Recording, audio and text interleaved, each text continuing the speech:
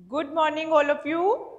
आज हम बात करेंगे रक्षात्मक युक्तियों के बारे में कि रक्षात्मक युक्तियों का प्रयोग करके व्यक्ति जीवन में अपने आप को समायोजित करने का प्रयास करता है, जिससे उसका जीना आसान हो जाता है, जीवन निर्वाह करना आसान हो जाता है।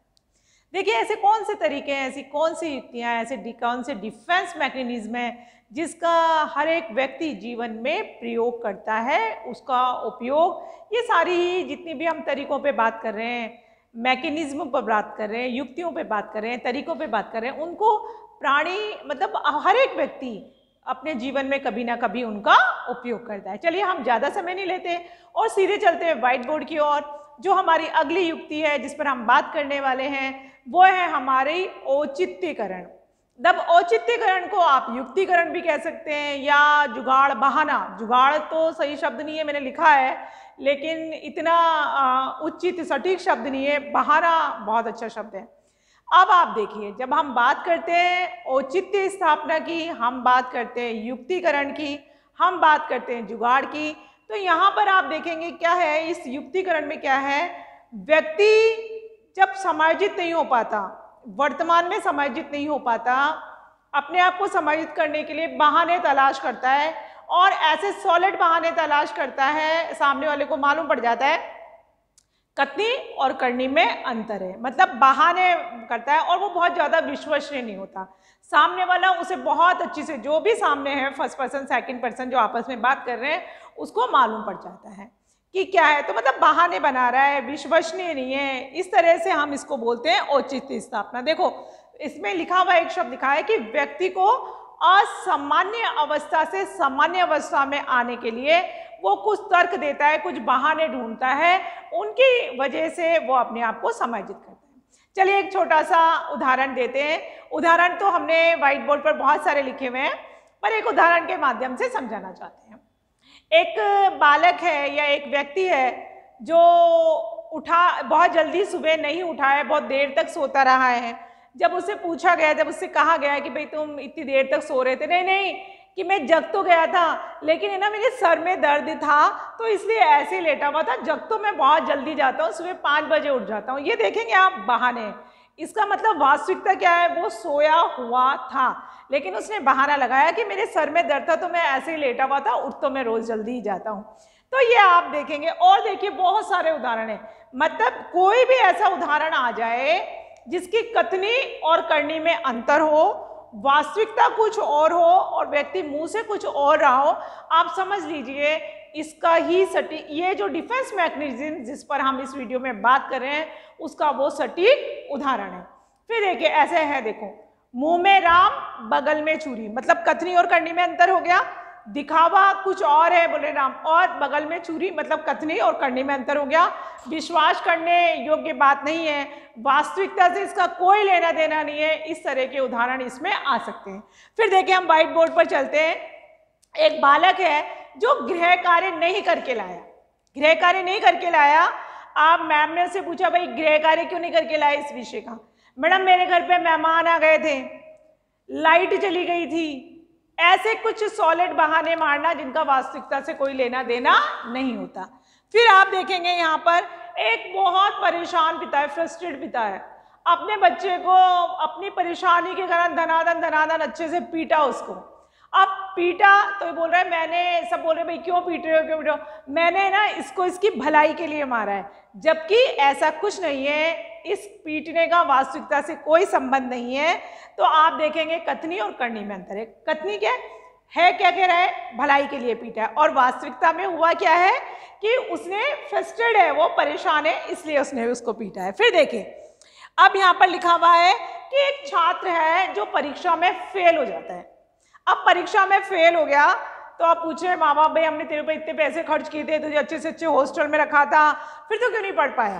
तो अब बच्चा कह रहा है, हॉस्टल का जो वातावरण था वो मेरे पढ़ने में सहायक नहीं था, हॉस्टल का वातावरण था ही नहीं पढ़ने लायक, सब बिगड़े हुए लड़के रहते थे।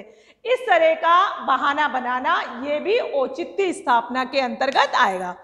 फिर देखेंगे आप, एक लड़का है जिसके प्रेम प्रस्ताव को किसी लड़की ने अस्वीकार कर दिया है।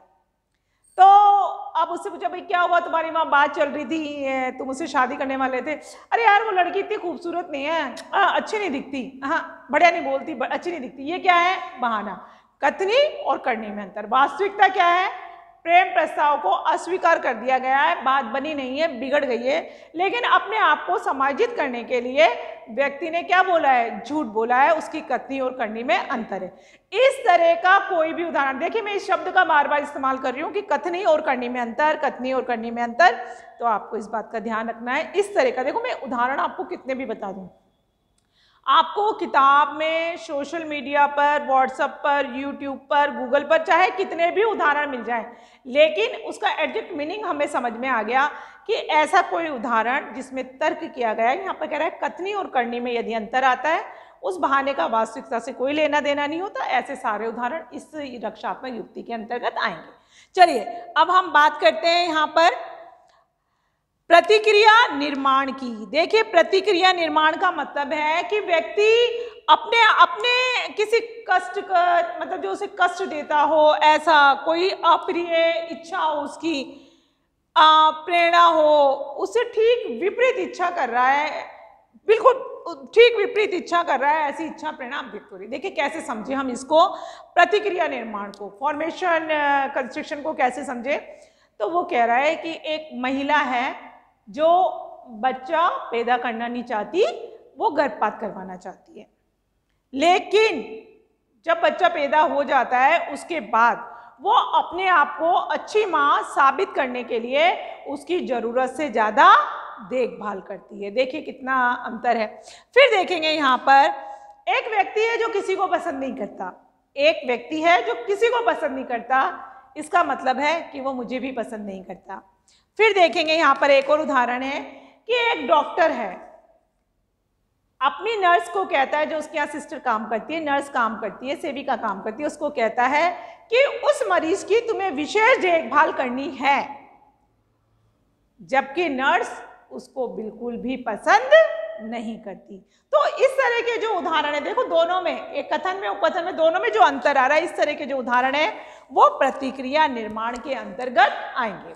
चलिए अगले डिफेंस मैकेनिज्म, रक्षात्मक युक्ति की तरफ बढ़ते हैं, और रक्षात्मक युक्ति है विस्थापन।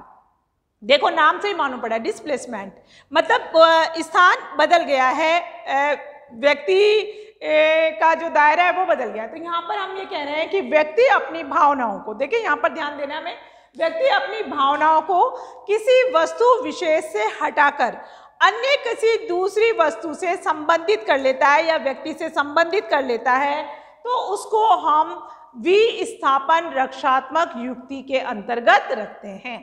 मतलब भावनाएं भी हट गई हैं वहां से, और वस्तु, व्यक्ति, तीनों हटकर किसी अन्य, भावना, व्यक्ति, वस्तु पर डिपेंड हो गए हैं, वहां पर जा लगे हैं, तो उसको हम विस्थापन कहते हैं। अब उदाहरण देखिए, ऑफिस में बॉस से डांट पड़ती है जब कभी काम गलत होता है, या तो बॉस इज ऑलवेज डांट पड़ती है, तो डांट पड़ती है, लेकिन बॉस को कुछ कह नहीं पाते, क्योंकि ऐसा नहीं हो कि भाई नौकरी से निकाल दें, तो कह नहीं पाते, तो वो क्या करते हैं, वो बॉस ने जो डांटा है उसका गुस्सा, वहां तो व्यक्ति अपनी भावनाओं पर कंट्रोल करता है, लेकिन घर पर आकर अपने बीवी पर, अपने बच्चों पर, अपनी पत्नी पर निकालता है। दूसरा उदाहरण देखिए, तो ऑफिशियली बात कर रहे थे, घर पे देखिए, एक बड़े बालक को, कोई घर में 1, 2, 3 बच्चे होते हैं, तो एक बड़े वाले बालक को माँ ने या पिता ने, किसी ने मारा, पीटा। अब उसने क्या करा, क्योंकि वो तो बड़े थे, उन पर तो उसका हक और अधिकार नहीं चल रहा था, उसने वहां तो अपनी भावनाओं पर नियंत्रण रखा, अपने आप को काबू में रखा, और आकर कमरे में छोटे भाई को धनाधन पीटना शुरू कर दिया। देखेंगे, या फिर क्या कर दिया, अपने कमरे में आया, अगर कोई बच्चा नहीं, तो देखो वस्तु भी कहाँ है, मैंने, व्यक्ति भी बदल जाएगा, भावनाएं भी बदल जाएगा, वहां वस्तु भी कहाँ है, तो आकर अपने कमरे में क्या करने लग जाएगा, खिलौने तोड़ने लग जाएगा। तो ये भी विस्थापन का उदाहरण है। फिर देखिए, कभी कभी क्या होता है विस्थापन में, दूसरे पे तो गुस्सा निकालता ही निकालता है, अपने स्वयं पर भी गुस्सा निकाल लेता है। वो कैसे, गुस्सा हो गया, लड़ाई हो गई, कुछ बात हो गई, तो क्या नहीं करना, खाना नहीं खाना, भोजन नहीं करना, तो किसको कष्ट दे रहे हैं? अपने आप को दे रहे हैं विस्थापन में। फिर देखिए, कभी दो भाई बहनों में लड़ाई हो गई तो एक दूसरा जो भी बेचारी कमजोर पार्टी है वो कहीं जाके, मतलब दोनों में से कोई भी जाके रजाई ओढ़ के सो गया, अपना कमरा बंद कर लिया। तो ये आप ये देखेंगे यहाँ पर मैंने लिखा हुआ है, यहाँ पर ये उदाहरण, भोजन ना करना, रजाई ओढ़कर सो जाना, खिलौने तोड़ देना, बालकों, या एक बच्चा गार्डन में चला गया और वो जो सुंदर सुंदर फूल लगे हुए हैं उन सबको नोच नोच के तोड़ तोड़ के फेंक दिया, तो ये भी विस्थापन का उदाहरण है। मतलब आपको ऐसे उदाहरण ध्यान रखने हैं जहां पर व्यक्ति क्या करता है, अपनी भावनाओं को किसी वस्तु विशेष या व्यक्ति विशेष से हटाकर दूसरे व्यक्ति या वस्तु से संबंधित कर लेता है। चलिए अब हम बात करते हैं शमन की। इससे पूर्व के वीडियो में जो हमने वीडियो बनाया था उसमें हमने बात की थी दमन की। अब दमन और शमन में क्या अंतर होता है, हम इस पे भी बात करते हैं। दमन में व्यक्ति के जो विचार होते हैं वो भूलते जाते हैं, भूलता जाता है, लगता है अचेतन में चला जाता है। जब भी उन्हें ऐसी परिस्थितियां मिलती है वो बाहर आने की कोशिश करते हैं। मरते नहीं है, कोई इच्छाएं मरती नहीं है, नष्ट नहीं होती, पूर्णतः नष्ट नहीं होती। अलमारी में जिस तरह से कपड़े रहते हैं उसके ऊपर एक के ऊपर एक दबती रहती हैं, खत्म नहीं होती। हमने वहां पर बात की थी जिंदा कब्र की, बिल्कुल वही हाल होता है। यहाँ देखेंगे शमन की, इसमें व्यक्ति के द्वारा स्वयं प्रयास किया जाता है। अब किसका प्रयास किया जाता है, देखो इच्छाओं में भी अंतर है। यहाँ लिखा है हमने, किसी दुखद अप्रिय घटना को भूलने का प्रयास करना। मतलब व्यक्ति स्वयं अपने कटु अनुभवों को क्या करता है, भूलने का प्रयास करता है। दमन में तो वो अपने आप ही चल जाती है, वो खुद ही भूल जाता है कि मुझे कौन सी वाली बात थी, मैंने ऐसा कभी सोचा भी था क्या, या ऐसी मेरी कोई तृप्त इच्छा भी थी क्या, ऐसी कोई यौन कुंठा भी थी क्या, ऐसी कोई मैंने काम भावना भी प्रकट की थी क्या, वो खुद ही भूल जाए। यहाँ पर व्यक्ति स्वयं प्रयास करता है। देखिए एक उदाहरण के द्वारा समझते हैं। हर एक किताब में यही बहुत एक अच्छा उदाहरण दिया हुआ है। उदाहरण है कि बालक अपनी मृत माँ को भूलने का क्या करता है, प्रयास करता है। क्यों? क्योंकि उसके लिए ये क्या है, एक अप्रिय घटना है। फिर देखेंगे एक दूसरा उदाहरण है। कई बार ऐसा होता है कि हमें आदत होती है सुबह उठकर अखबार पढ़ने की, वो अखबार वाला समय पे नहीं आता, ये कोई और भी बात हो जाती है, दैनिक भास्कर के राजस्थान पत्रिका आ गया, हिंदुस्तान टाइम डाल गया, वो पंजाब केसरी, जो भी कुछ हमारे घर में पेपर्स आते हैं, हमारी सुबह सुबह उस पेपर वाले से किटकिट हो जाती है। किटकिट का मतलब है यहाँ पर विवाद हो जाता है, लड़ाई सी हो जाती है ना। वो कुछ बोलता है, हम कुछ बोलते हैं, विवाद हो जाता है। तो आप यहाँ पर देखेंगे वो पूरे दिन हम उसे दिमाग में नहीं रखते हैं, मन में नहीं रखते हैं। वहाँ पर कह रहे हैं कि जो लड़ाई हुई थी ना, उसको अपने, अरे एक छोटी सी बात थी, कोई बात नहीं, अरे छोड़ो जाने दो उसे, कोई बात नहीं, उसने कह दिया होगा या मैंने कह दिया, कोई तो ये क्या हो रहा है, उसको भूलने का प्रयास कर रहे हैं। तो आपको यहाँ पर जो भी एग्जाम्पल आए, मैंने 2-3 ही एग्जाम्पल लिखे यहाँ पर, जो भी एग्जाम्पल आ जाए, लेकिन उस एग्जाम्पल को आप 2 बार 3 बार पढ़ेंगे तो आपको समझ में आ जाएगा कि व्यक्ति स्वयं भुलाने का प्रयास कर रहा है या अपने आप ही हम भूलते जा रहे हैं। दमन में एक लंबे समय के बाद व्यक्ति अपने आप ही भूलने लग जाता है, उसे याद ही नहीं रहता है। लेकिन शमन में व्यक्ति स्वयं के द्वारा प्रयास कर रहा है, स्वयं भूल रहा है, उस अप्रिय घटना को, कष्टकारी घटना को स्वयं भूल रहा है। आपको यहाँ पर इसी बात का ध्यान रखना है कि दमन में और शमन में क्या अंतर होता है। चलिए, लगातार जो आप हमसे जुड़े हुए हमारा वीडियो देख रहे हैं उसके लिए बहुत बहुत धन्यवाद। आप इसका स्क्रीनशॉट ले लें। स्पेशली ये रीड के दृष्टिकोण से बनाए गए हमारे वीडियो हैं कि किसी न किसी तरह से हम बच्चों की शिक्षण में कोई ना कोई सहायता कर दें। धन्यवाद।